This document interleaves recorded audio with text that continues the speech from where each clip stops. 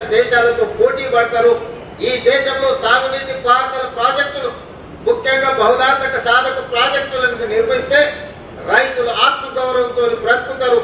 ఆనాడు కరువుతో ప్రజలు చచ్చిపోతుంటే కరువు నుంచి ప్రజల్ని కాపాడడానికి సాగునీటి ప్రాజెక్టులను ప్రాధాన్యత కింద తీసుకున్నారు.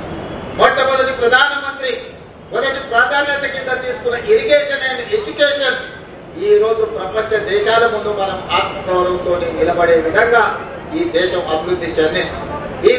ఈ రోజు ఆహార ఉత్పత్తిలో మిగులు దేశంగా మన దేశం నిలబడ్డది అని అంటే ఆనాడు పాక్రానంగల్ డ్యాం నుంచి మొదలు పెడితే నాగార్జున సాగర్, శ్రీశైలం, అదే విధంగా ఎస్ఆర్ఎస్పీ ప్రాజెక్టుల వరకు మొట్టమొదటి ప్రధానమంత్రి పండిట్ జవహర్లాల్ నెహ్రూ గారు వేసిన పునాదులే ఈ రోజు తెలంగాణ రాష్ట్రంలో సాగునీటి ప్రాజెక్టులు. చాలా సందర్భాలలో మాట్లాడుతున్నారు, మేము 1 కోటి ఎకరాలకు నీళ్లు ఇద్దామనుకున్నాము, 1 కోటి ఎకరాలకు నీళ్లు ఇచ్చినామని. ఆనాడు కాంగ్రెస్ పార్టీ పండిట్ జవహర్లాల్ నెహ్రూ గారు మొదలుపెట్టిన నాగార్జున సాగర్, శ్రీశైలం, శ్రీరామ్ సాగర్ చూడండి, ఈనాడు కట్టిన కాళేశ్వరం చూడండి, ఎంత నిధులతో ప్రాజెక్టులు కట్టినాం. ఇవే కాదు, అంతకంటే వెనక్కితే నిజాం సర్కారు కట్టిన 1908లో ఈ నగరానికి వరదలు వచ్చి వేలాది మంది చచ్చిపోయినప్పుడు మోక్షగుండం విశ్వేశ్వరయ్య గారు డిజైన్ చేసిన ఉస్మాన్ సాగర్, హిమాయత్ సాగర్, మూసీ నది డిజైన్లను చూడండి, నిర్మాణాలను చూడండి. 100 సంవత్సరాలైన చెక్కు చెదరక మానవ నిర్మితమైన అద్భుతమైన కళాఖండాలుగా ఈ రోజు ఆ ప్రాజెక్టులు ఉన్నాయి. సాంకేతిక పరిజ్ఞానం లేనప్పుడు నాగార్జున సాగర్ కట్టింది. సాంకేతిక పరిజ్ఞానం అభివృద్ధి చెందుతున్న సందర్భంలో శ్రీశైలం ప్రాజెక్టు కట్టింది, శ్రీరామ్ సాగర్ కట్టింది. ఆనాడు కట్టిన ప్రాజెక్టులు ఎన్నోసార్లు వరదలు వచ్చినాయి, ఉపద్రవాలు వచ్చినాయి.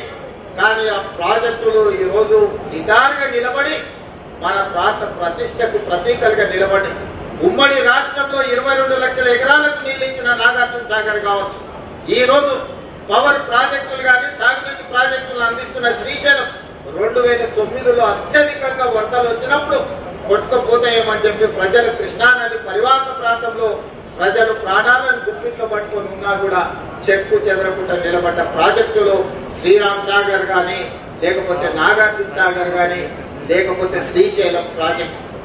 ఏ వరదలు లేవు, ఏ ఉపద్రవం లేదు, ఏ భూకంపాలు లేవు. 3 ఏళ్లలోనే కట్టడం కూలడం జరిగిపోయింది కాళేశ్వరం. ఈ 3 ప్రాజెక్టుల మీద 10,000 కోట్ల రూపాయలు కూడా మేము ఖర్చు పెట్టలేదు కాంగ్రెస్ పార్టీ. కానీ ఒక్క కాళేశ్వరాన్ని నేను చెప్పడం లేదు, క్యాట్ ఇచ్చిన అంచనాలు 1,47,000 కోట్ల రూపాయలు. నేను ముఖ్యమంత్రిగా పదవి చేపట్టిన తర్వాత లెక్కలేస్తే 1,02,000 కోట్ల రూపాయలు కాళేశ్వరం ప్రాజెక్టులో కాంట్రాక్టర్లకు బిల్లులు చెల్లించారు. ఇంకా ఒక్క కాళేశ్వరంలోనే ఒక 15,000 కోట్ల రూపాయలు కాంట్రాక్టర్లకు బకాయిలు ఉన్నాయి. మరి 1,00,000 కోట్ల రూపాయలు పెట్టిన కాళేశ్వరం కింద ఇవాళ మీరు ఇంజనీర్లు మీ ఆఫీస్ లో జాయిన్ అయిన తర్వాత మీరు ఒకసారి రికార్డులు తిరిగేయండి. 50,000 ఎకరాలు కూడా నీళ్లు ఇవ్వలేకపోయినరు. నికర జలాలతో గాని స్థిరమైన ఆయకట్టు 50,000 ఎకరాలకు కూడా కాళేశ్వరం నుంచి నీళ్లు ఇవ్వలేకపోయినరు.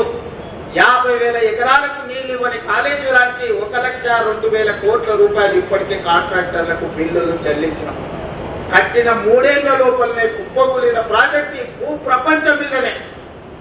సొమాలియా లాంటి వెనుకబడిన దేశాల నుంచి మొదలు పెడితే అభివృద్ధి చెందిన అమెరికా వరకు ఈ భూ ప్రపంచం మీదనే కట్టిన ప్రాజెక్టు 3 ఏళ్ల కుప్పకూలిన ప్రాజెక్టు చూపించాలి ప్రపంచ చిత్రపటం మీద అంటే అది కేవలం కాళేశ్వరం, మేడిగడ్డ, అన్నారం, సుందిల్ల ప్రాజెక్టులు అని చెప్పక తప్పదు. అయినా గొప్పలు మాట్లాడుతుంటారు కాళేశ్వరం అని. అందుకే ఈ రోజు ఇంజనీర్లు నేను మీకు సూచన చేస్తున్నాను, మీరు ఆదర్శంగా తీసుకోవాల్సిన ప్రాజెక్టులు నాగార్జున సాగర్, శ్రీశైలం,